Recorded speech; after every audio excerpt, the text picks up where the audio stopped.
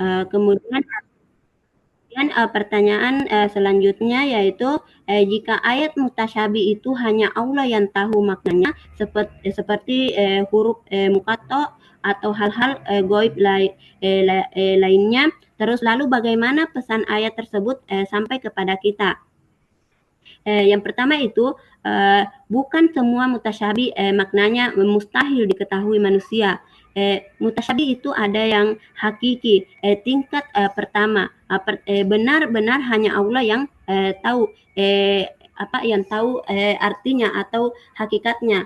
Contohnya itu kayak hari kiamat, sifat Allah atau sifat Allah. Kemudian mutasyabih nasbi tingkat kedua, yaitu bisa dipahami melalui tafsir, penelitian atau konteks bahasa. Contohnya seperti ayat perumpamaan, analogi atau ayat yang menuntut kajian mendalam. Jadi tidak semua mutasyabih tertutup bagi manusia.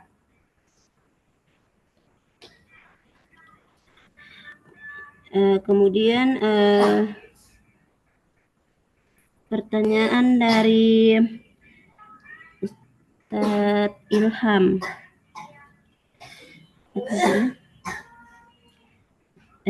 Pertanyaan apa memang benar menurut Ramli Abdul Wahid yang saya rahit, ayat muhkam adalah ayat yang maknanya terang dan tidak mengandung kemungkinan takwil. Tapi perlu ditegaskan dulu bahwa ketidakperluan takwil itu sifatnya pada tingkat makna dasarnya, bukan pada rinciannya. Dalam hukum ayat ini tidak ditakwilkan adalah penegasan hukum, bukan unsurnya. Yang seperti tadi diberikan contoh tentang mengharamkan riba. Makna hukum ayat ini muhkam, tegas, tidak butuh takwil karena sudah dijelaskan di situ bahwa jual beli artinya sudah ditegaskan di situ jual beli halal, riba haram. Tapi unsur-unsur yang ada di dalam unsur-unsur yang di dalam tafsir itu untuk memahami rincian. Jadi ayat adalah ketetapan yang bukan rincian seperti rincian fikih. Jadi para ulama itu membedakan antara tafsir penjelas dan dan takwil yang mengalihkan makna. Jadi dalam ulumul Quran itu tafsir memperjelas makna yang sudah jelas, boleh dilakukan pada ayat muhkam. Sementara takwil itu memalingkan dari makna zahir ke makna lain karena ada alasan tidak berlaku untuk ayat muhkam. Saya juga kurang tahu itu. Jadi ayat muhkam tetap boleh ditafsirkan tetapi tidak boleh ditakwilkan. Mungkin ini yang dimaksud oleh oleh Ramli Abdul Wahid.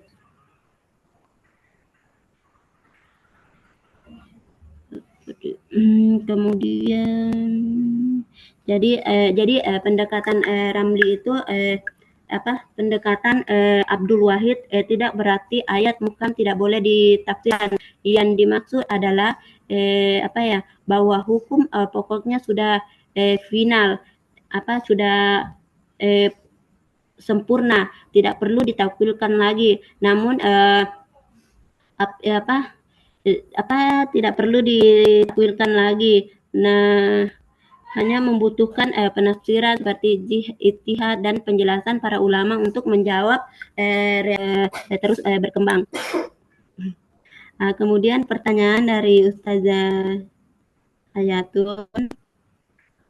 apa tadi ya, apa, apakah, perbedaan metodologi, salaf dan kholaf khususnya dalam memahami ayat-ayat seperti, al-istiwa secara prinsip, kedua mazhab sebenarnya tidak, apa ya, bertentangan dalam akidah, hanya berbeda dalam cara penyebutan, apa ya tadi, ke kesucian, tauhid, apa, mmm, bismillah saya coba jawab. Memahami, posisi, mazhab, eee, kedua pemahaman ini, eee, karena salaf itu lebih mengutamakan memilih untuk, tidak menakwilkan, tidak menakwilkan, sementara khalaf itu lebih, menakwilkan, makna, makna, istiwa.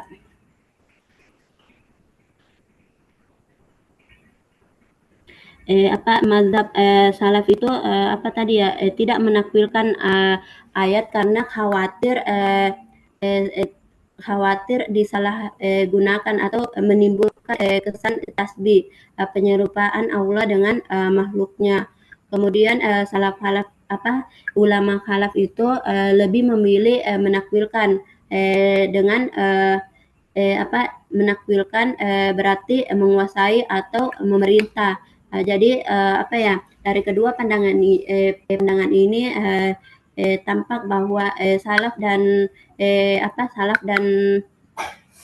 khalaf ini, tidak saling, bertentangan, namun, saling, menguatkan.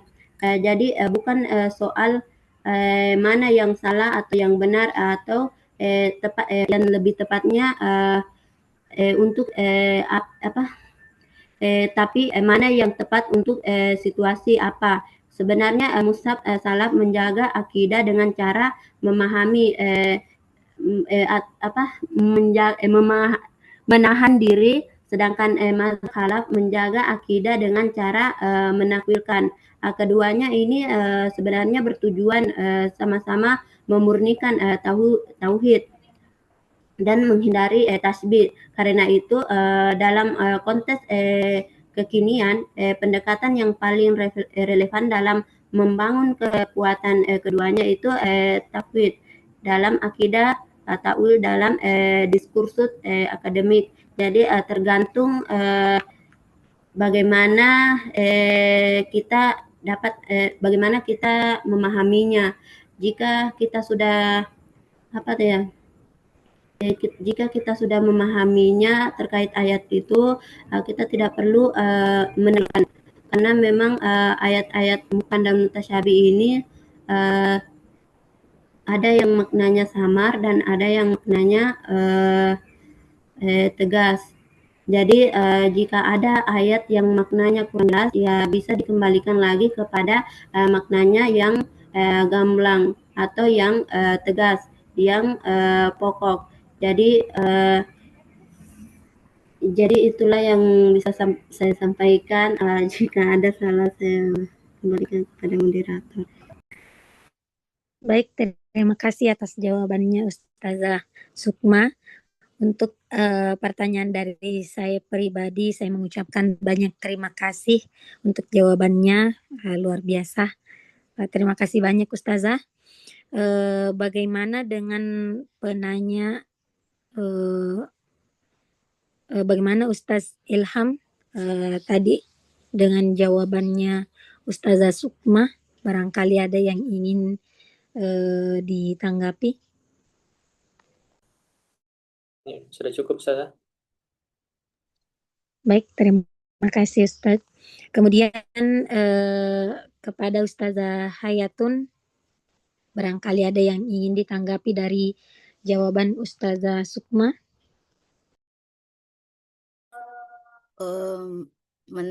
Memastikan saja Ustazah. Ya, silahkan Berarti Ustaz. di antara kedua mazhab ini tidak bertentangan, akan tetapi saling melengkapi. Ustaz tadi berarti memaknai kata alistiwa dengan pemahaman salaf dengan khalaf itu sama-sama benar. Begitu Ustaz. karena tujuannya itu sama-sama memurnikan akidah. Iya Ustazah, tergantung bagaimana kita memahaminya.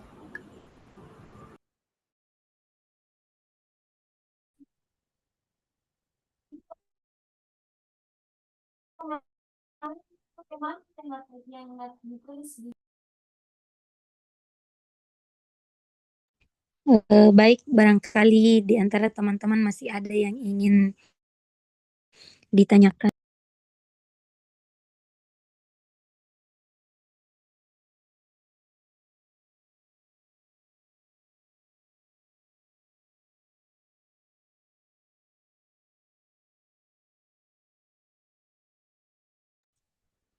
Barangkali teman-teman masih ada yang ingin ditanyakan atau hanya sekadar ingin membagikan ilmunya, kami persilahkan. Izin menambahkan sedikit Ustazah. Iya, silahkan Tentang Ustazah. pertanyaannya Ustadz Ilham. Iya, silahkan Tadi kan Ustazah. pertanyaannya Ustadz Ilham adalah tentang sekaitan dengan ayat wa halallahu al-bai'a wa harramar riba. Ya, bahwa memang di dalam Al-Qur'an itu pertama memang Al-Qur'an itu sifatnya dia mujmal. Ada beberapa lafaz yang sifatnya mujmal. Salah satunya itu adalah wa halallahu al-bai'a wa harramar riba, yang dimana yang dijelaskan itu adalah tentang haramnya riba dan Allah sudah menghalalkan jual beli. Akan tetapi dari mujmalnya mushaf ini atau Al-Qur'an ini, itulah dimana posisinya hadis sebagai penjelas bagi Al-Qur'an, sehingga nanti riba ini dia dijelaskan hukumnya itu dalam hadis-hadis sebagaimana pada hadis riba yang masyhur adz-dzahabu bidz-dzahab dan lain sebagainya. Contoh lainnya juga pada kata as-shalah. Dalam Al-Quran itu Allah hanya memerintahkan kita untuk sholat. Akan tetapi penafsiran lebihnya itu dijelaskan nanti di hadis Rasulullah yang menjelaskan bagaimana tata cara kita sholat. Begitupun dengan wudhu. Dengan wudhu mungkin sedikit tafsil, akan tetapi secara lebih luasnya tentang penafsiran ayat itu dijelaskan oleh Rasulullah dengan cara memperlihatkan bagaimana cara berwudu. Jadi mungkin itu sedikit tambahan dari kami, Ustazah. Syukran. Terima kasih Ustazah Hayatun, luar biasa tambahannya. Barangkali di antara teman-teman juga ada masih ada yang ingin ditambahkan atau mungkin masih ada yang ingin ditanyakan, kami persilahkan.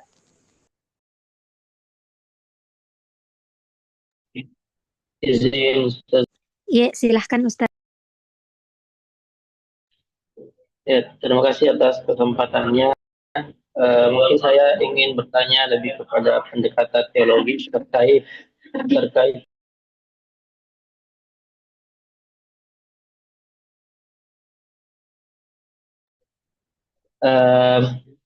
izin bertanya tentang muhkamat dan mutasyabihat ini,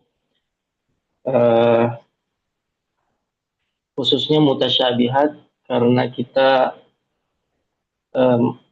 mendengar tadi bahwa ayat-ayat mutasyabihat itu adalah ayat-ayat yang memerlukan tafsir yang lebih dalam lagi, dan tidak semua orang bisa menginterpretasikan ayat mutasyabihat tersebut. Yang menjadi pertanyaan, bagaimana menjelaskan bahwa Al-Quran itu di satu sisi adalah hudan, petunjuk, tapi di sisi lain juga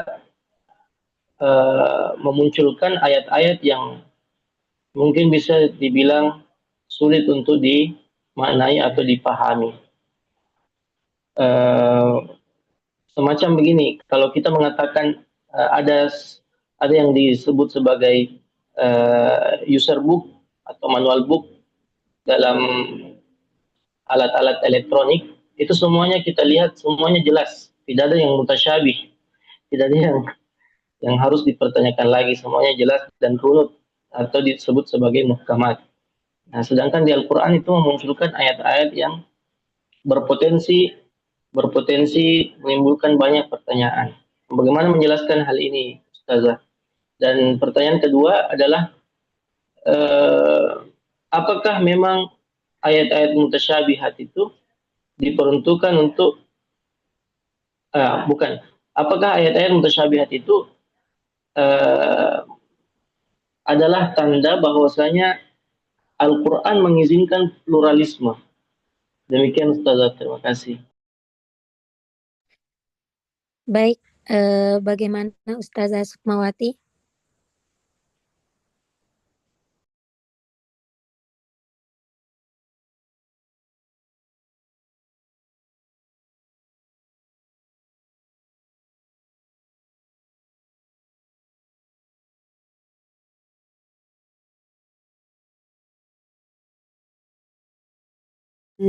Bismillah, moderator, saya coba menjawab pertanyaan pertama terkait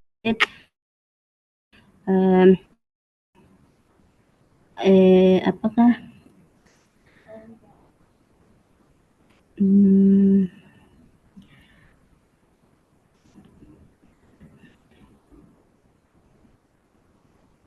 apa tadi pertanyaannya?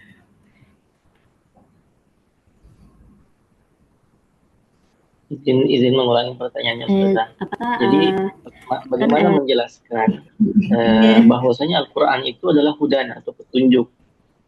Kalau memang petunjuk, berarti dia akan memunculkan ayat-ayat yang jelas dan runut.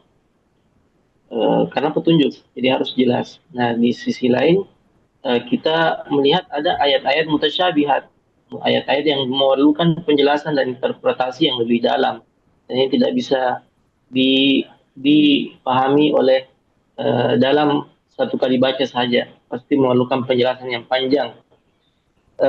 Jadi pertanyaan, bagaimana menjelaskan hal ini, Ustazah?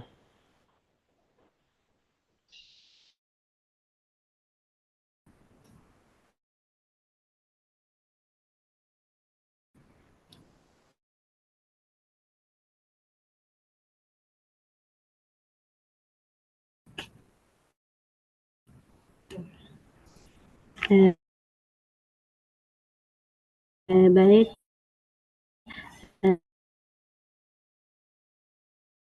bagaimana menjelaskan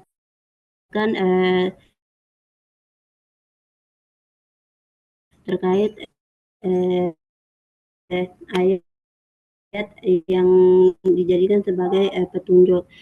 Kan Al-Quran itu bukan hanya memberi aturan, tetapi juga mendidik manusia untuk berpikir, merenung, dan menyadari keterbatasan akal. Jadi petunjuk dalam Al-Quran itu hanya dalam bentuk kejelasan seperti muhkam, tetapi juga dalam bentuk kedalaman dan mutasyabihnya. Dengan kata lain, muhkam mendidik kita untuk taat, sedangkan mutasyabih itu mendidik kita untuk merendah hati dan berpikir. Dan dua sisi ini, dua ayat ini justru melengkapi fungsi Al-Quran sebagai hudan bagi seluruh manusia dengan tingkat intelektual yang berbeda. Jadi singkatnya itu seperti Al-Quran itu hudan ke dalam ayat, bukan memberi petunjuk tegas. Ayat mutasyabi memberi petunjuk dan kesadaran akan saling melengkapi, bukan saling Ustaz. Jawaban yang pertama. Saya kembalikan ke moderator terkait jawaban yang pertama, Ustaz. Baik, itu tadi jawaban untuk pertanyaan pertama. Bagaimana Ustaz Rian?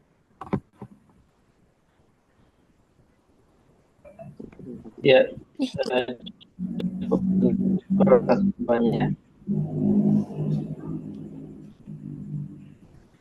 Afwan Ustaz, kalau pertanyaan keduanya apa tadi? Maaf, lupa. Pertanyaan keduanya, kalau ayat-ayat mutasyabihat tadi itu bisa diinterpretasikan dari berbagai sudut pandang, berbagai hal, dan kita bisa lihat tadi misalnya kasus ayat istawa alal arsh, itu kan berbeda-beda pandangannya para ulama.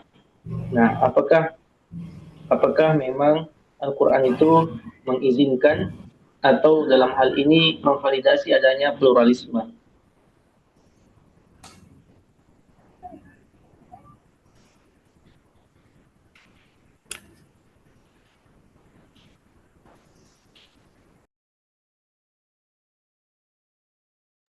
Baik, bagaimana Ustazah Sukmawati?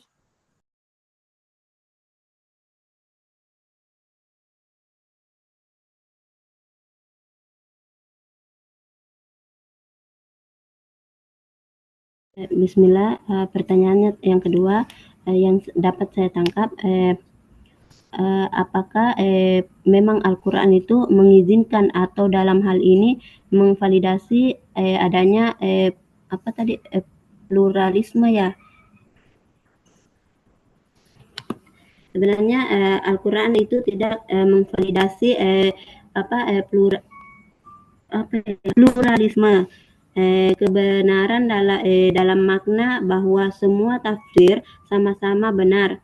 Ayat Al-Quran validasi adalah pluralitas ijtihad, bukan pluralisme akidah. Jadi ayat mutasyabih memang memberikan ruang pendekatan tafsir karena tingkat kesamaran berbeda dan kapasitas ulama juga berbeda. Jadi makna perbedaan seperti dalam ayat istiwa itu bukan berarti kebenaran itu relatif, tetapi karena Al-Quran mengakui bahwa manusia itu memiliki kemampuan memahami yang bervalidasi. Jadi Al-Quran tidak memberikan Al-Quran tidak membenarkan semua makna, tetapi membenarkan ruang beristihad selama berada dalam koridor atau ilmu dan tidak melanggar prinsip istihad atau tidak melanggar prinsip tauhid. Jadi perbedaan pendekatan ulama adalah bukan perbedaan pendapat ulama adalah bentuk rahmat metodologis, bukan pluralisme kebenaran. Jadi, Al-Quran membuka ruang perbedaan tafsir pada ayat mutasyabih, tetapi tidak membuka ruang pluralisme kebenaran. Ada batas-batasnya, tidak boleh bertentangan dengan ayat muhkam, tidak boleh juga menyerupakan Allah dengan makhluk, dan harus mengikuti tafsir. Jadi yang dibenarkan oleh Al-Quran adalah metode, bukan relativitas akidah. Itu mungkin yang dapat saya berikan, Ustadz. Saya kembalikan kepada moderator. Baik, bagaimana Ustadz Rian atas jawaban yang diberikan? Syukran Ustazah atas jawabannya. Iya. Baik, barangkali di antara teman-teman masih ada yang ingin ditambahkan atau mungkin masih ada yang ingin bertanya. Tabe Ustazah. Iya, silahkan. Baik, sekaitan dengan muhkam mutasyabih ini, pertanyaan saya, bagaimana seorang mufassir dapat membedakan apakah suatu ayat itu menjadi mutasyabih karena sifat dari ayatnya, ataukah karena keterbatasan daripada keilmuan atau kapasitas dari seorang mufassir yang belum mencapai sehingga ayat tersebut menjadi mutasyabih. Apakah bisa dimengerti, Ustazah? Ya, baik. Jadi pertanyaannya Ustadz Arling, bagaimana seorang mufassir dapat membedakan antara ayat muhkam dan mutasyabih? Jadi seperti itu Ustazah Sukmawati, mungkin bisa dijawab. Tapi Ustazah, mungkin seperti Iya, ini. Maksudnya bagaimana sebenarnya para mufassir ini dapat mengkategorikan eh, ayat itu sebagai eh, ayat yang mutasyabih. Nah, apakah sebenarnya apakah sebenarnya ayat itu muhkam, tetapi eh, para mufassir atau ulama-ulama kita saat ini, atau mungkin apakah ke depannya itu masih memungkinkan ayat itu menjadi muhkam, artinya tidak mutasyabih karena keterbatasan daripada keilmuan. Mungkin seperti itu Ustazah. iya, baik. Terima kasih Ustadz atas pertanyaannya. Bagaimana Ustazah Sukmawati?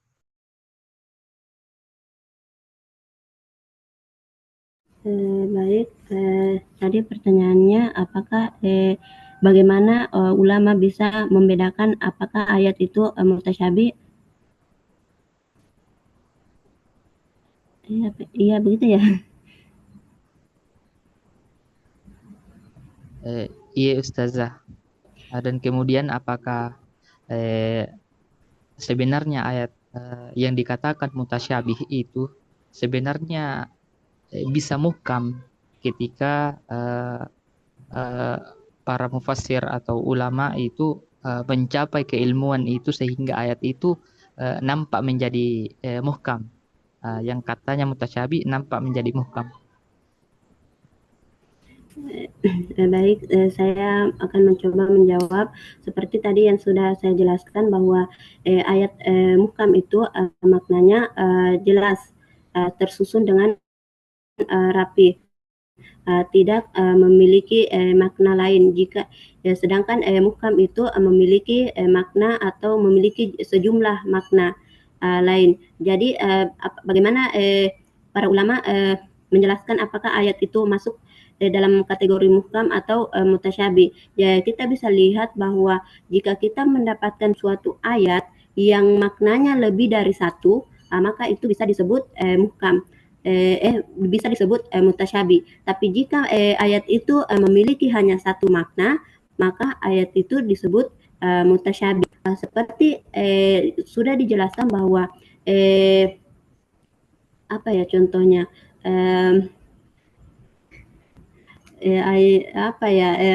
Misalnya suatu ayat yang membahas tentang akidah, maka kita sudah mengetahui bahwa ayat itu muhkam karena hanya membahas tentang akidah. Kemudian tadi kalau misalnya mutasyabih, itu maknanya samar. Kita bisa lihat bahwa suatu ayat yang memiliki lebih dari satu makna, seperti apa tadi ya?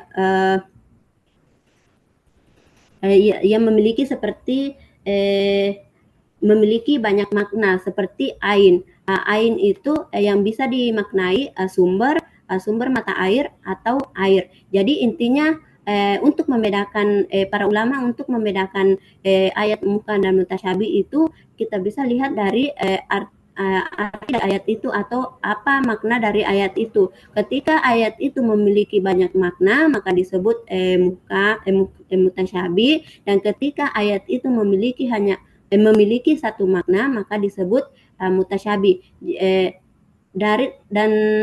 Apakah ketika kita sudah mengetahui maknanya mutasyabih bisa berubah menjadi muhkam? Menurut saya sih sudah apa ya? Sudah dari sananya kan. Sudah dari ketentuan bukan. Nah, intinya bahasanya seperti itu. Intinya kalau itu sudah Sudah tahu bahasakan Ustadz. Begitu kayaknya Ustadz. Intinya muhkam itu muhkam itu hanya memiliki satu makna, sementara mutasyabih itu memiliki banyak makna, dan ayat mutasyabih tidak akan bisa berubah menjadi muhkam, tapi ketika ada ayat muhkam yang kurang jelas maknanya bisa dibawa ke muhkam. Bukan. Intinya begitu Ustadz. Saya juga bingung. Baik, izin menanggapi Ustazah moderator. Baik, sekaitan dengan itu, yang mutasyabih tidak akan menjadi muhkam. Jadi bagaimana ketika kita melihat pada surah Al-Mulk ayat 3 disebutkan bahwa yang menciptakan Allah itu yang menciptakan 7 langit berlapis-lapis. Nah, bagaimana ketika kemudian para ilmuwan masa kini dan masa yang akan datang memungkinkan meneliti bahwa memang langit itu ada 7 lapis. Apakah ayat ini kan pastinya ya di masa Rasulullah itu adalah sesuatu yang gaib dan tidak jelas apakah betul-betul ini 7 lapis atau tidak. Nah, dan kemudian di masa kontemporer saat ini tentu memiliki kemungkinan bahwa ayat itu menjadi jelas karena hasil daripada kajian daripada ilmuwan. Nah, jadi pertanyaan saya, apakah ayat ini memungkinkan berpindahnya dari ayat yang dulunya mutasyabih kemudian menjadi muhkam? Baik, terima kasih Ustaz Arling.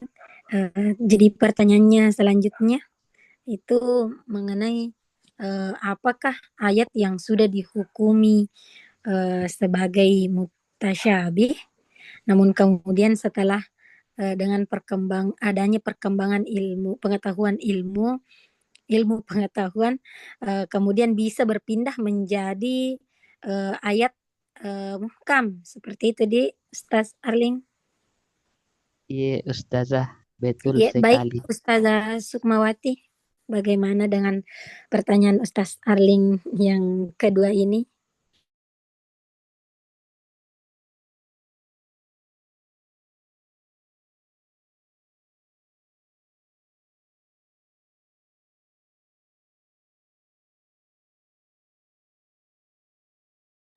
Jadi mungkin sederhananya bisa dibilang ayat yang sudah dihukumi mutasyabih, apakah bisa dihukumi, apakah bisa berbalik menjadi ayat yang muhkam ketika sudah ditemukan maknanya, seperti itu Ustazah.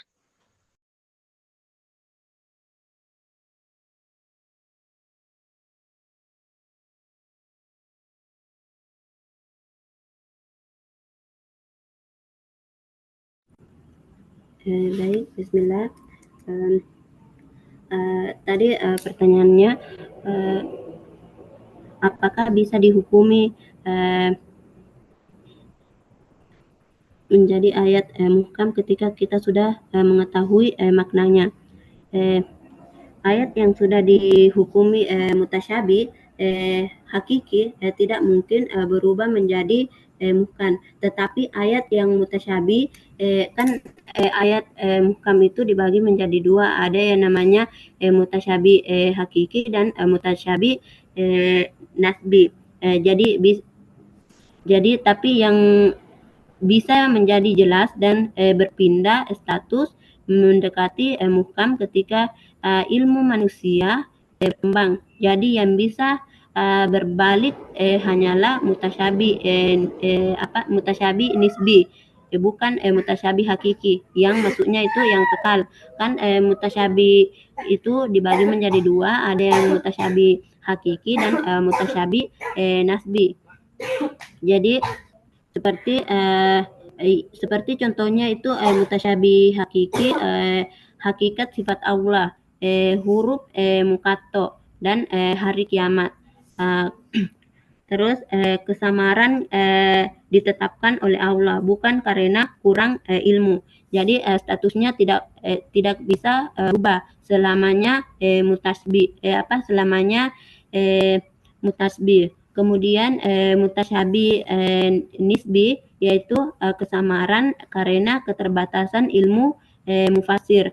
Jika ilmu berkembang, ayat itu bisa menjadi lebih jelas. Statusnya bisa bergeser mendekati muhkam karena yang hilang adalah keterbatasan akalnya, bukan kesamarannya. Jadi kesimpulannya itu jadi tidak semua mutasyabi bisa menjadi muhkam. Yang bisa berubah hanyalah mutasyabi nisbi, mutasyabi yang kedua. Adapun mutasyabi hakiki tetap mutasyabi selamanya karena hanya Allah sendiri yang mengetahui atau menjadikannya mengetahui maknanya. Nah, itulah yang bisa saya sampaikan. Ustazah, saya kembalikan kepada Anda. Baik, terima kasih atas jawabannya Ustazah Sukmawati. Jadi untuk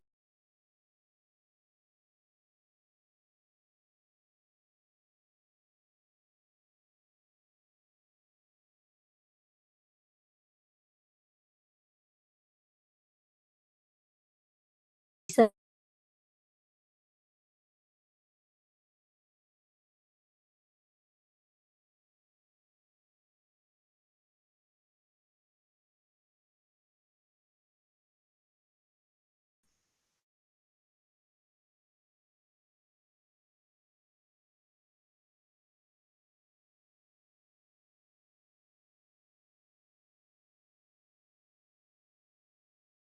bagaimana? Terima kasih Ustazah atas penjelasannya. Ya, baik. Terima kasih. Mungkin di antara teman-teman masih ada yang ingin ditanyakan atau tanggapan?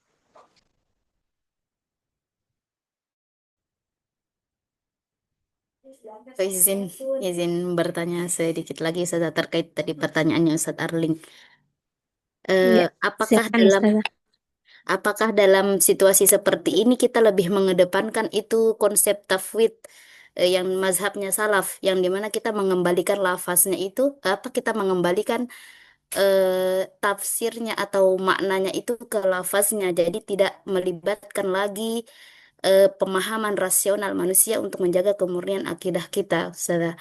Karena kan meskipun ya sains modern sekarang bisa membuktikan bahwa langit itu tujuh lapis, akan tetapi tidak ada itu bukti nyatanya yang bisa mendatangkan bahwa memang seperti ini. Begitu, Ustaz. Apakah di sini kita mengutamakan mazhabnya salaf? Kita berhenti pada lafaznya, kita kembalikan ke lafaznya dan berhenti pada pemahaman rasional kita, karena bagaimanapun juga akal kita kan terbatas dalam mengetahui hal gaib seperti itu.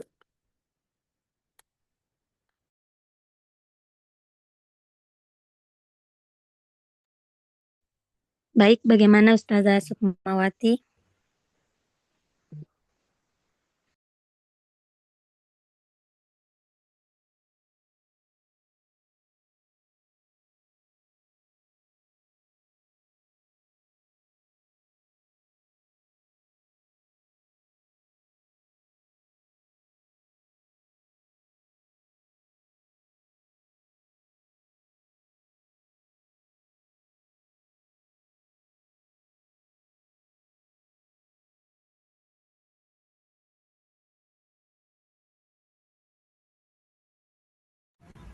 Baik, bismillah, saya coba menjawab terkait pertanyaannya Ustazah Hayatun yang bertanya apakah dalam dalam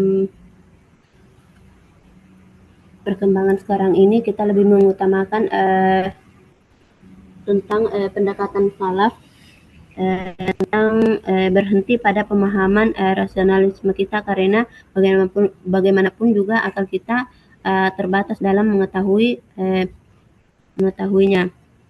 Jadi dalam ayat-ayat seperti itu lapisan goib seperti lapisan langit, seperti istiwa, hal-hal metafisik, kita memang lebih mendahulukan pendekatan salaf dengan tafwid. Artinya kita berhenti pada lafaz, mengimani teksnya, dan tidak memaksakan rasionalisme atau pemikiran kita yang melebihi batas akal manusia, karena akal itu akan terbatas, sementara perkara gaib itu berada di luar jangkauan akal manusia. Jadi kayak saya pernah guru saya pernah mengatakan bahwa ada yang bertanya, apakah Allah di sana apa yang dikerjakan Allah di langit seperti itu. Tapi bagaimana kita bisa mengetahui bahwa Allah berada di langit ketujuh kah, di langit keberapa? Dan guru saya mengatakan bahwa kita tidak perlu mencari atau kita tidak perlu mencari-cari Tuhan di sana lagi bikin apa dan sama siapa atau duduk dengan siapa. Itu kan tadi dijelaskan bahwa Allah bersemayam di atas arsy. Kita tidak perlu mengetahui sampai ke ujung-ujungnya saja, sampai ke ujung-ujungnya, karena kita lihat bahwa keterbatasan akal manusia itu keterbatasan akal manusia. Jadi kita hanya cukup mengimaninya tanpa mengetahui sampai mana, sampai ke ujung-ujungnya, seperti itu.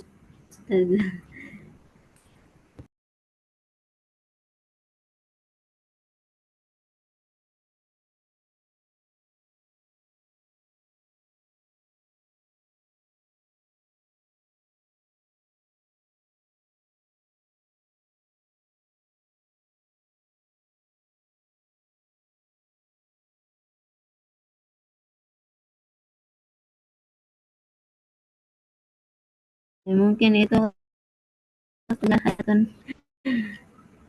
Baik, Kalau terima kasih. kurang, Terima kasih Ustazah Sukmawati.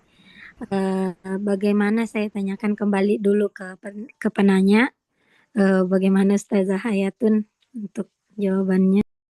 Ya, Masya Allah, sangat. Baik, terima kasih untuk teman-teman semua yang turut berpartisipasi pada malam hari ini. Setelah ini kita kembalikan kepada Ustadz Irham dengan hormat.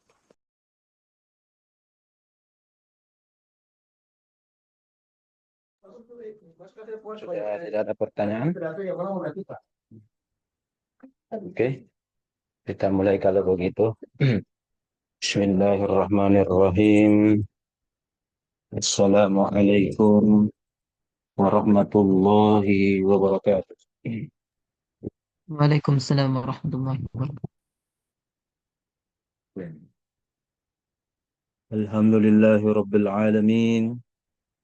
Wassalatu wassalamu ala asyrafil anbiya'i wal mursalin. Sayyidina wa habibina Muhammadin wa ala alihi wa sahbihi ajma'in. Wa man ihtada bihadihi wa man ihtada bisunnatihi ila yaumiddin, amma ba'd. Alhamdulillah, segala puji bagi Allah. Salawat dan salam kepada Nabiullah Muhammad sallallahu alaihi wasallam.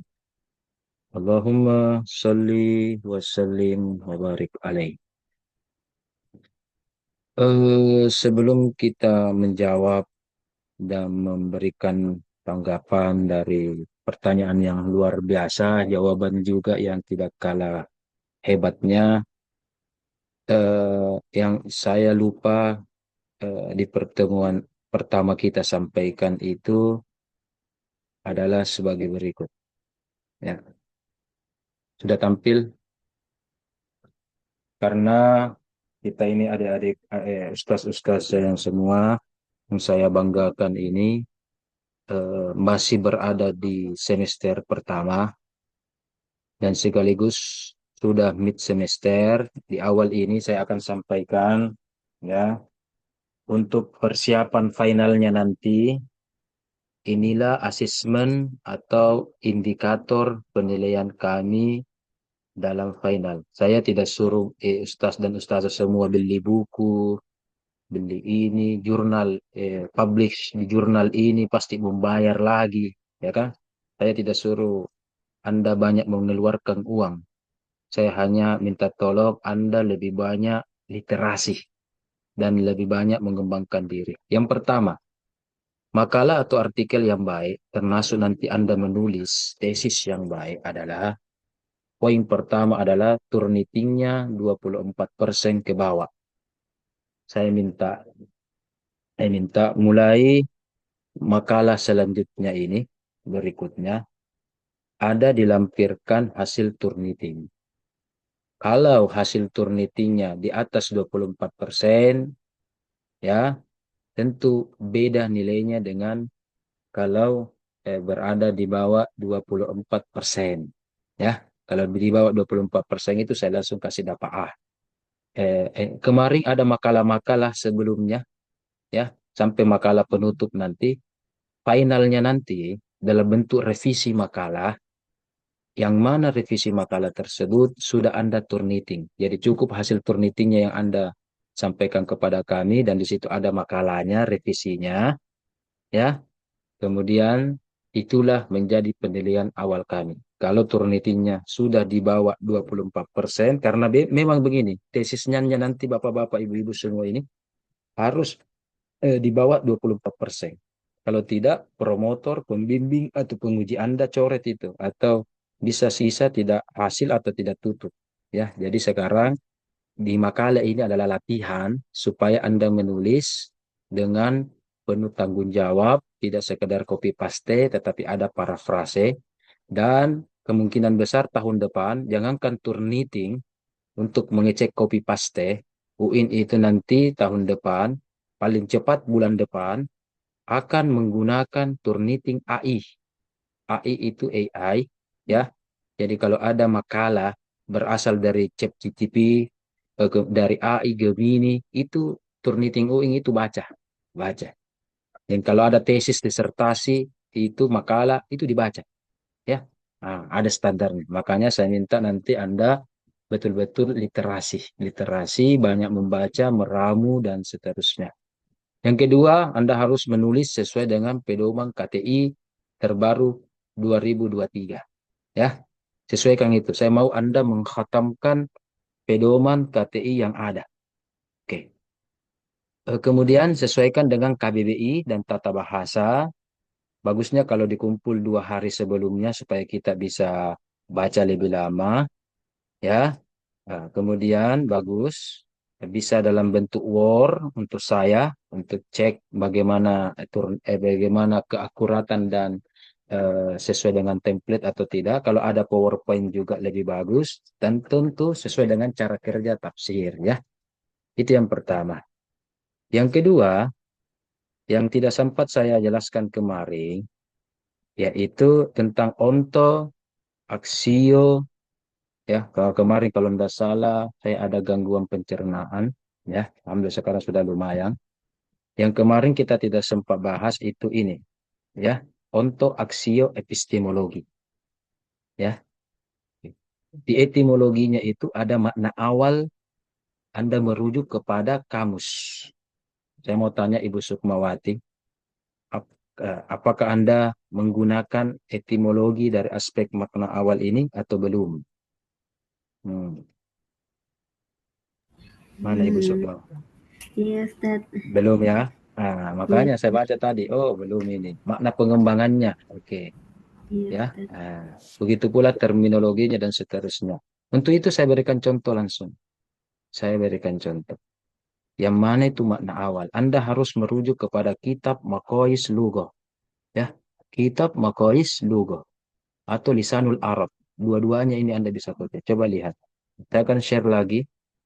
Coba lihat baik-baik di kitab ini.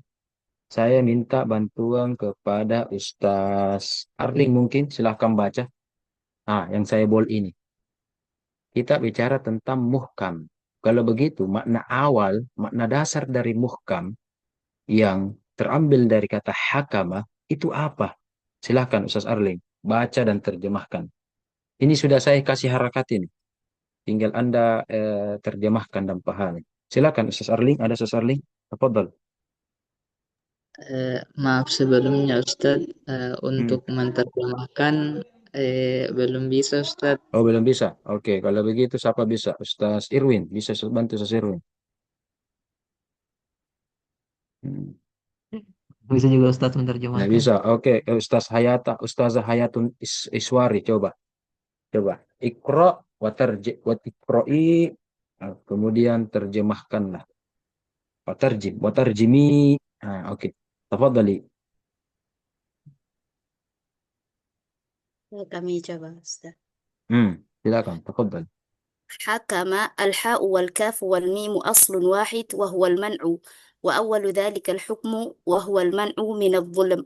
Jadi hakama itu adalah berasal dari al-ha, wal-kaf, wal-mim yang di mana asalnya itu satu, aslun wahid.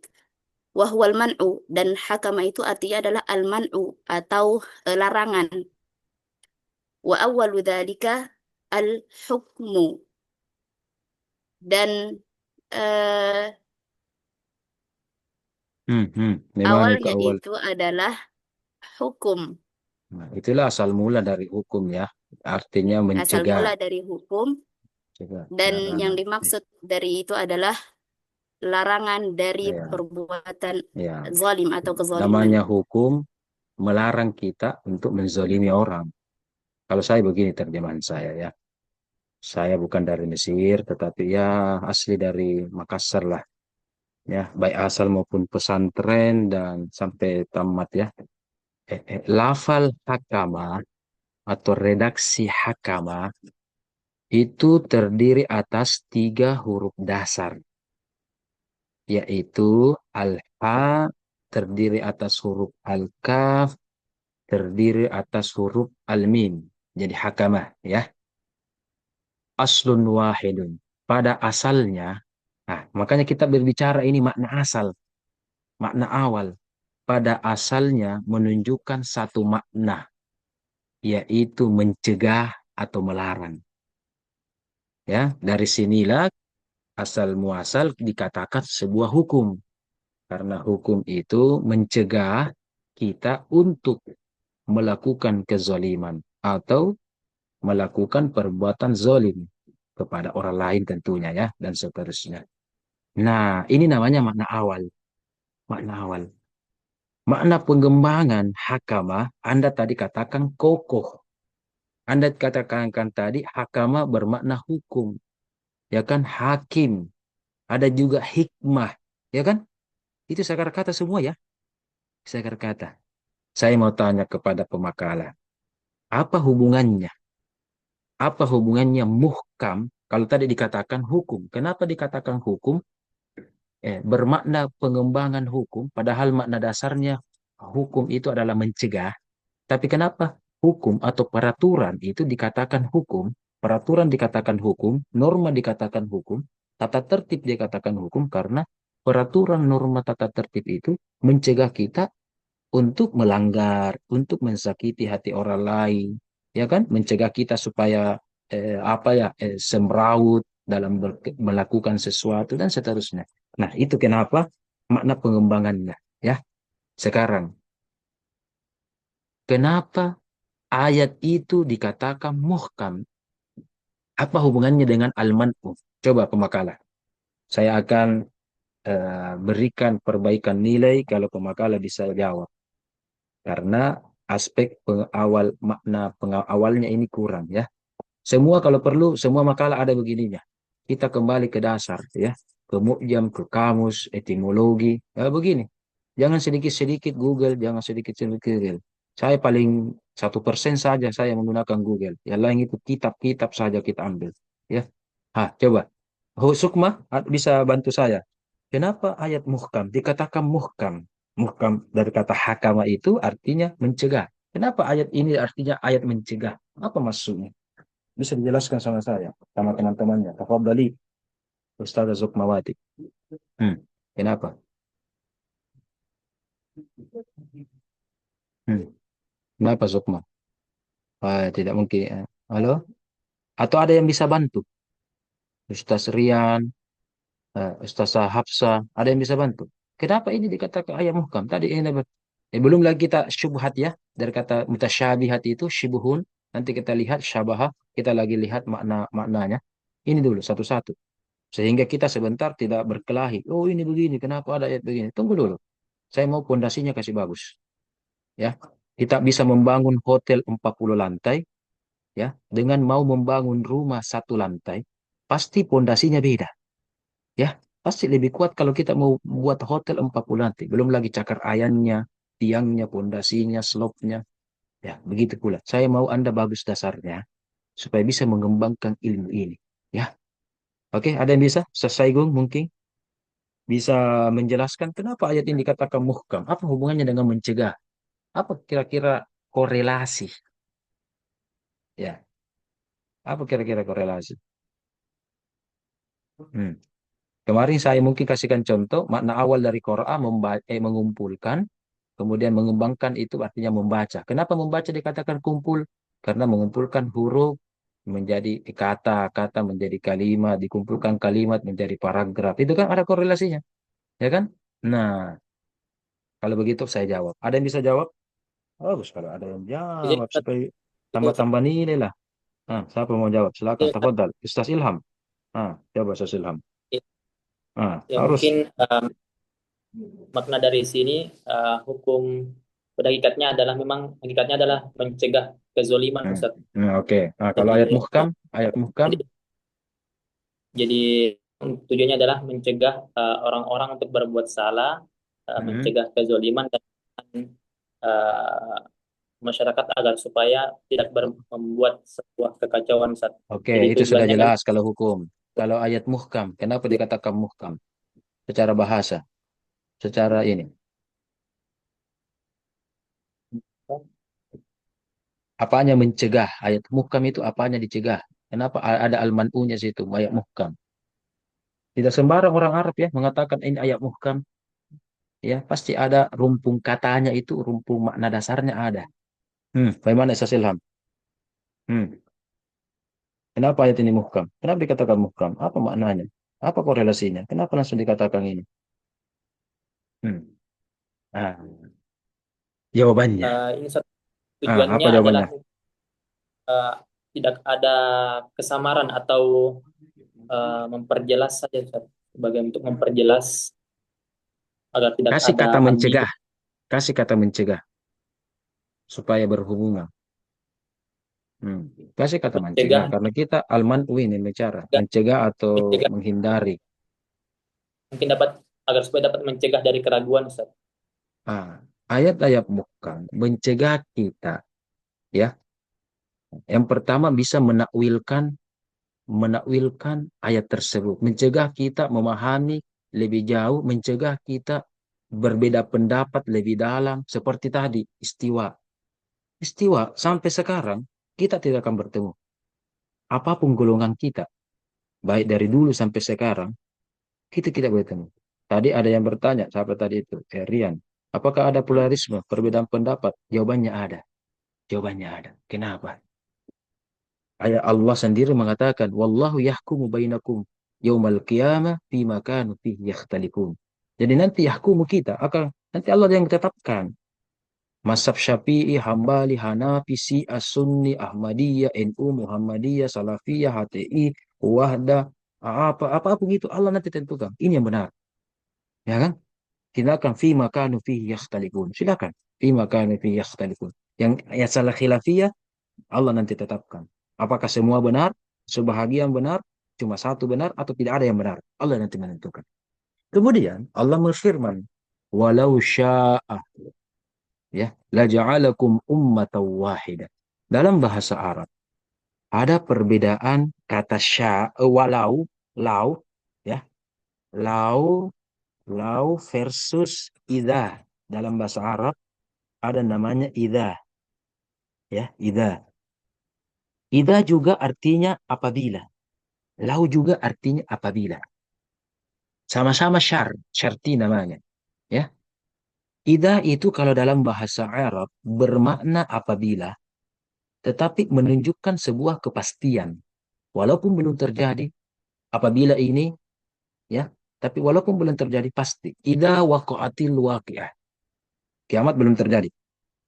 Idza pasti terjadi. Yakin tidak yakin.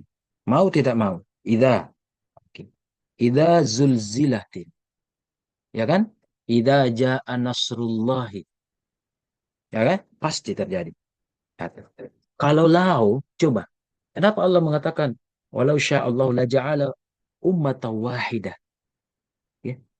Kenapa Allah tidak mengatakan idza sya'a? Idza sya'a. Tapi Allah mengatakan lau. Lau itu artinya apabila, tetapi bermakna tidak pasti atau tidak terjadi. Jadi itu bedanya. Idza bermakna positif terjadi. Lau itu pasti tidak terjadi. Jadi sama-sama pasti. Idza pasti terjadi, lau tidak terjadi. Kalau la in syakartum memungkinkan ya, memungkinkan tidak. Dua-duanya. Ya, la in syakartum la adzinakum, ada orang bersyukur, ada juga tidak. Ya kan? In juga artinya apabila. Tapi itu netral, jadi memungkinkan dua, positif dan negatif. Kalau idza pastinya terjadi positif, lau pastinya tidak terjadi. Makanya kita biasa katakan di Indonesia, walaupun itu ada biasa lagu, walaupun hidup 1000, kan walaupun adakah orang yang hidup 1000 tahun, ya kan? Nabi Nuh lagi 950 tahun saja, apalagi sekarang lebih-lebih 100 tahun lagi sudah lumayan. Apa artinya?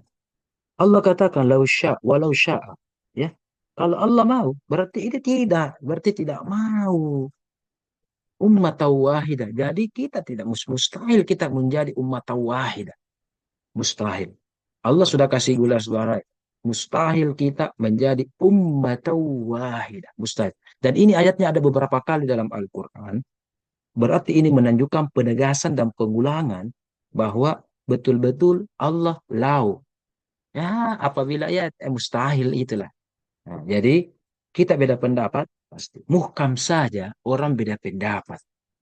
Apalagi mutasyabih. Lebih-lebih kita beda pendapat. Ya, ya. Jadi ruang lingkupnya muhkam secara umum itu nuansa-nuansa ibadah. Oke. Kalau mutasyabih, walaupun sampai sekarang ulama tidak sepakat makna terminologi muhkam mutasyabih. Tadi ada mengatakan ya, apakah redaksinya muhkam mutasyabih atau maknanya? Sampai sekarang definisinya saja muhkam mutasyabih, ulama beda pendapat. Satu, definisi saja. Yang kedua, ya, yang mana ayat mutasyabih, yang mana ayat muhkam, ulama masih beda pendapat. Berapa jumlah ayat muhkam, berapa jumlah ayat mutasyabih, ulama beda pendapat. Ya, beda. Bahkan ada pendapat yang mengatakan semua ayat Al-Quran muhkam. Ada lagi pendapat yang mengatakan tidak semua ayat Al-Quran muhkam. Beda pendapat itu. Jadi pendapat pertama ada mengatakan semua ayat muhkam. Ya, ada pendapat pertama yang mengatakan semua ayat muhkam, dan pendapat kedua ada mengatakan apa? Tadi tidak semua ayat muhkam. Ya. Kenapa bisa? Kenapa bisa? Ya, kenapa bisa? Jawabannya mereka berbeda pendapat diakibatkan perbedaan interpretasi dan pemahaman. Ya, perbedaan ayat dan pemahaman. Yang mengatakan tidak semua, ya, tidak semua, yaitu dalilnya itu tadi surah Ali Imran, walladzi anzala 'alal kitabi minhu ayatun, min sebagian, muhkamatun, ya kan? Berarti ada sebagian. Tetapi tadi ada ayat di makalah Anda, Ibu Sukmawati, coba Anda baca dan Anda lihat kembali. Surah Hud ayat pertama kan Anda tadi baca. A'udzubillahi minasyaitonirrajim. Alif lam ra, kitabun uhkimat. Kitabun ini, kitab Al-Quran ini, uhkimat, berarti muhkam. Ayatuhu, ayat-ayatnya. Thumma fussilat. Ya kan? Saking muhkamnya, fussilat, dijelaskan lagi. Nah, ini saja ulama sudah beda pendapat kok. Ya, beda pendapat. Untuk itu, untuk lebih lanjut tentang terminologi aksiologi, lihat dulu anunya tadi makna dasarnya. Nah, di situ nanti Anda akan kaji. Ada namanya titik temu. Titik temu. Ya, titik temu. Jadi bisa namanya metode al-jam'u, metode an-nasi wal mansukh, metode at-tarjih dan seterusnya. Yang kita pelajari di pasca adalah tidak boleh memaksakan kehendak. Tapi yang kita pelajari sekarang adalah ketika ada beberapa pendapat, kira-kira alasan masing-masing apa dan titik temu masing-masing apa. Ya, titik temu masing-masing apa. Saya berikan contoh. Anda kemarin mempelajari di waktu S1 mungkin atau sebelum di sini pernah Anda baca buku bahwa di studi Quran ya, semoga Anda sudah pelajari ini. Ya, di studi Quran Anda pelajari bahwa apa yang turun pertama kepada Nabi Muhammad. Pendapat pertama surah Al-Alaq. Ya, Iqra ya. Al-Alaq 1 sampai 5. Ada mengatakan tidak. Yang pertama turun kepada Nabi Muhammad adalah Quran surah Al-Fatihah. Ada mengatakan tidak. Saya dapat riwayat Quran surah Al-Muddassir. Surah Al-Muddassir. Ya, itu berbagai pendapat ya. Bagaimana titiknya? Titik kita belajar di pasca bisa at-takhir. Kalau ada 3 pendapat itu at-takhir. Silahkan ikhtiar memilih. Tapi itu S1. Silahkan pilih. Di pasca kajiannya adalah melihat kenapa. Adakah benang merah? Adakah masing-masing argumentasi? Karena ingat, Al-Quran itu namanya al-haq, kebenaran absolut. Sementara at-tafsir, usulut tafsir, ulumul Quran, itu namanya as-sawab, kebenaran relatif. Ya, kalau begitu ada 3 pendapat. Yang mana kita pilih? Benar mana kita pilih? Ada metode al-jam'u, mengambil benang merah. Ada juga at-tarjih, melihat riwayat yang paling benar. Ya, ada juga metode an-nasi wa mansu atau metode apa gitu, terserah. Sama. Mohon maaf. Ya, mohon maaf saya tidak punya aliran. Sejak SMA, sejak pesantren, sejak kuliah saya tidak pernah masuk NU, Muhammadiyah, Wahdah, Salafi tidak pernah, HTI tidak pernah, tapi guru-guru saya ada di antara mereka semua. Saya tidak pernah itu. Makanya ketika saya membaca surah, mohon maaf, bukan surah, al-iftitah, al-iftitah, ya, saya baca secara bergantian 5 sampai 7. Mungkin sholat duhur, iftitah A, iftitah B, atau sholat sunnah ini. Saya ganti-ganti. Yang saya hafal baru sekitar 7. Hemat saya itu mungkin sekitar 10 itu banyak redaksi tentang iftitah Nabi. Ada orang, mohon maaf, ya. Padahal ini sama-sama hadis sahih. Ada golongan membaca Allahumma bait ini. Kalau begitu Anda Muhammadiyah, Anda Wahdah, mentang-mentang baca begitu. Mohon maaf, jangan labeli hadis dan jangan labeli Al-Quran dengan organisasi. Ada orang baca ini wajah tuh, anak NU. Jangan labeli hadis atau ayat dengan kacamata organisasi. Mau NU, Muhammadiyah atau apa, Salafi, Wahdah, jangan labeli. Maka saya baca semua. Karena hadis-hadis sahih semua itu. Bahkan saya baca juga doa iftitah lain. Ku baca. Yang penting itu sahih. Saya takhrij.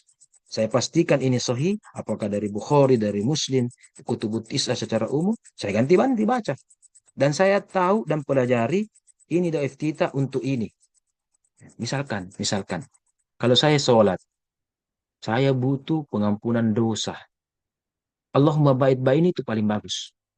Karena kalau Anda baca maknanya, itu berkaitan tentang banyak pengampunan dosa. Ya, oke.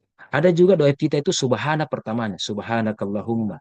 Ya, kalau saya mau sholat tetapi sementara terbuai, falling in love, banyak bersyukur dan memuji Allah, saya baca doa kita subhana. Ya, kemudian kalau saya ingin sholat lebih khusyuk, ingin bertawajjuh kepada Allah, ya, saya baca indi wajah tuh. Ya, dan seterusnya. Dan masih banyak doa iftitah yang lain, masih banyak. Itu artinya jangan labeli Al-Quran atau hadis dengan organisasi ormas Anda. Apapun kacamata Anda sebelum masuk di pasca, tanggalkan dulu kacamatanya. Ya, bukan Ibu Hayatum saya baca masuk ya. Kalau siapa tahu minus pakai Ibu Hayatum. Kalau minus gitu. Bukan itu saya masuk. Apapun warna alma mater Anda, biru, hijau, atau apapun warnanya, saya tidak peduli. Warna kita cuma satu, Al-Quran dan hadis. Dan kita belajar ilmunya. Karena Nabi tidak pernah melebeli ini organisasi. Ini hadis, iftita organisasi. Ini tidak. Kita gitu kasih klaim, kasih warna, kasih stempel. Oh apa bisa kita tahu? Oh ini kok. Apa bisa tahu? Wahdago. Ini tidak pernah. Ya kan? Banyak variasi doa. Nah, sama ini juga. Al-alaq al-fatih al-mudassir. Ulama mengambil metode al-jam'. Ayat yang pertama turun kepada Nabi adalah al-alaq. Tapi ayat yang pertama turun kepada Rasulullah itu al-mudassir. Beda itu. Beda. Saya ulang. Ayat yang pertama turun kepada Nabi al-alaq 1-5. Ayat yang pertama turun kepada Rasul al-mudassir 1-7-8. Apa bedanya? Al-alaq adalah Muhammad dilantik sebagai nabi. Ya, maka ini wahyu pertama. Al-mudassir adalah SK Nabi Muhammad diangkat menjadi Rasul. Karena tidak semua Nabi menjadi Rasul. Rasul adalah tidak semua juga jadi Nabi. Maka Rasul lebih berat. Ya, tanggalkan pengetahuan Anda katakan bahwa apa bedanya Nabi dan Rasul. Mohon maaf, Anda salah kalau Anda katakan kalau Nabi dapat wahyu tahu tidak menyampaikan. Itu salah. Salah terjemahan dan salah pemahaman. Di kitab At-Ta'rifat atau di kitab-kitab yang lain, ya, betul dikatakan definisinya begini. Walam yuballikhu. Walam yuballik. Walam yuballik ha ar-risalah. Ha di sini adalah walam yuballik ha ar-rasilah. Atau walam yuballikhu yang dimaksud adalah al-wahyu. Masa ada nabi walam yuballikhu atau walam yuballikha? Anda katakan tidak menyampaikan itu salah. Tablik atau balaghah artinya adalah menyampaikan secara terang-terangan. Kalau Nabi memang begitu. Menyampaikan wahyu atau risalah secara step by step, face to face, door to door, sembunyi-sembunyi. Maka ingat, 3 tahun pertama Muhammad berdakwah secara sembunyi-sembunyi. Kenapa Muhammad Shallallahu Alaihi Wasallam berdakwah sembunyi-sembunyi? Karena Muhammad hanya sebagai nabi.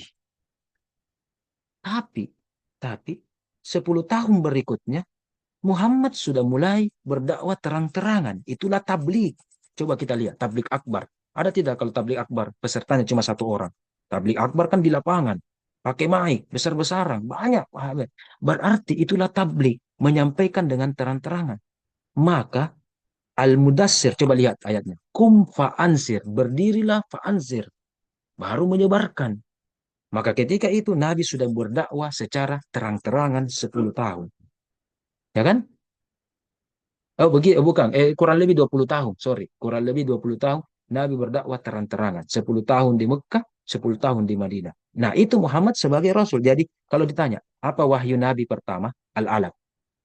Apa wahyu pertama Muhammad sebagai Rasul? Al-Mudassir. Kalau begitu Al-Fatihah apa? Apa wahyu Nabi Muhammad kepada Nabi Muhammad? Dalam bentuk surah utuh yang pertama. Kalau tadi Al-Alaq itu ayat ya. Al-Alaq itu 1-19. Tapi coba 5 yang turun. Al-Mudassir cuma 7-8 yang turun. Tapi Al-Fatihah adalah 7 ayat. As-Sab'ul Masan. Dialah surah yang pertama turun secara utuh kepada Nabi Muhammad. Kalau begitu, 3 pendapat ini benar. Ya, 3 pendapat ini benar. Al-Alaq benar, itu sebagai Nabi. Al-Mudassir benar, itu pertama kepada Rasul. Al-Fatihah benar, itu surah yang pertama kepada. Nah, begitu. Begitu pula ketika Anda belajar ayat atau surah yang terakhir turun. Ya kan? Ada surah ini. Begitu juga ada konklusinya. Nah, begitulah muhkam dan mutasyabih. Di dalam agama ini, saya mau pola pikir Anda dulu. Astagfirullah, sudah lewat jam 10 ini. Sudah deh. Sadaqallahul azim wa sadaqa rasulul karim. Sudah. Ya. Kalau begitu pelajari nanti ya. Pelajari saja yang lain dan seterusnya. Ya. Coba lihat kalau tentang mutasyabih Ini anunya maknanya kalau mutasyabih ya. Ah, apalagi pemakalah beli babain. Tasyabuh syai' wa tasyakulihi launan wa wasfan. Nah, silahkan terjemahkan sendiri pemakalah. Nanti saya tunggu revisinya saja. Ya, saya kasihkan referensinya ini. Ini lengkap ini referensi saya. Di sini kitab Maqayis Lugha di jilid 3. Ini di jilid 3 di halaman 243. Nah, dan seterusnya dan seterusnya. Oke, cukup. Mohon maaf saya ambil waktunya sudah lebih 10 menit 10 jam pukul 10. Padahal kita juga masuk 17.45 ya. Tapi karena kita baru mulai jam 18 lewat, ya oke, sudah lewat 2 jam. Mohon maaf kalau saya ambil waktunya. Cukup, ada yang mau bertanya dulu sebelum saya tutup? Apakah pemakalah atau siapa? Tidak sempat dijawab semua ini. Makanya kasih banyak-banyak, saya kasih.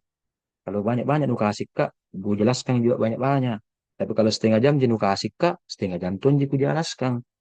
Karena kita juga ada kode etik. Tidak boleh mengajar melebihi waktu. Karena kita dikasih waktu cuma 2 jam, apalagi jam 10, nanti kita diprotes.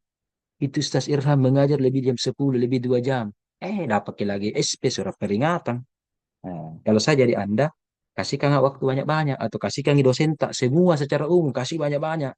Supaya banyak-banyak jelaskan. Tak banyak juga SPP tak dibayar. Tapi kalau sedikit dikasihkan, sedikit juga yang bisa aku sampaikan. Habis waktu. Sudah mi paling. Sadaqallahul azim. Nah, tidur mati semua. Ayo tidur. Terima kasih tidur. Dan seterusnya. Ada yang ingin bertanya? Atau ada yang bertanya 1-2 menit? Silakan. Begitu Sambalu.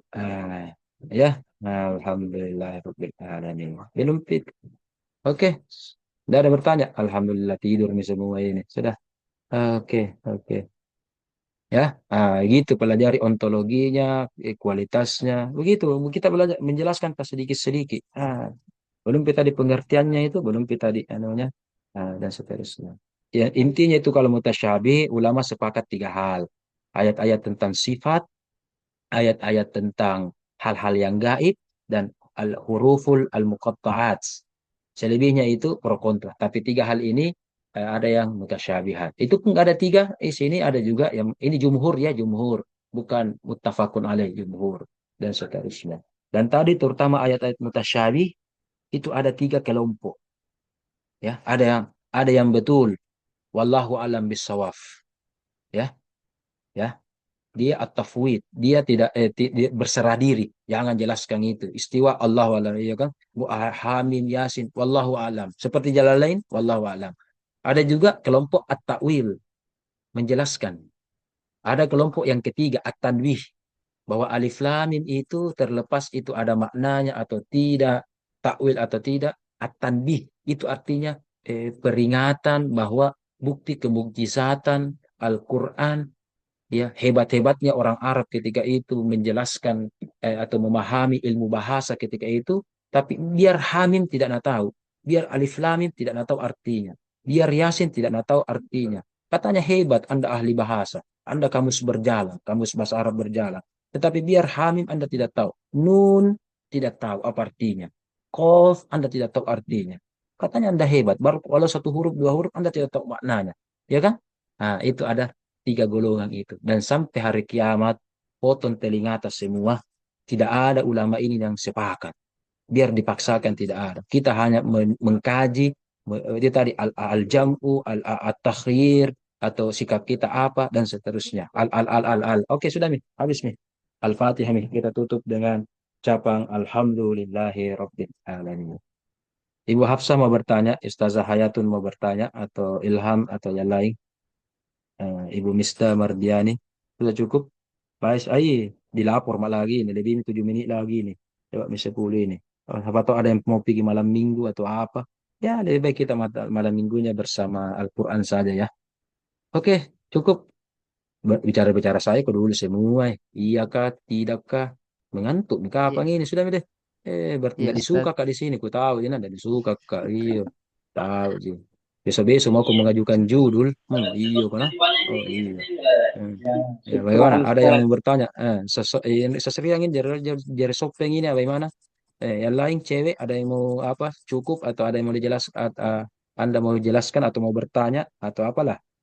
Ya, Atau bilang, sudah Mister, sudah masa kali ini, mengantuk mah. Tidak apa-apa, saya itu belak-belakan, Ji, orangnya. Sudah, cukup. Oke, oke, makasih, makasih. Oke, kalau begitu demikian. Assalamualaikum warahmatullahi wabarakatuh. Waalaikumsalam Ya, terima warahmatullahi kasih ya, terima kasih. wabarakatuh. Mohon maaf kalau ada kekurangan. Ya.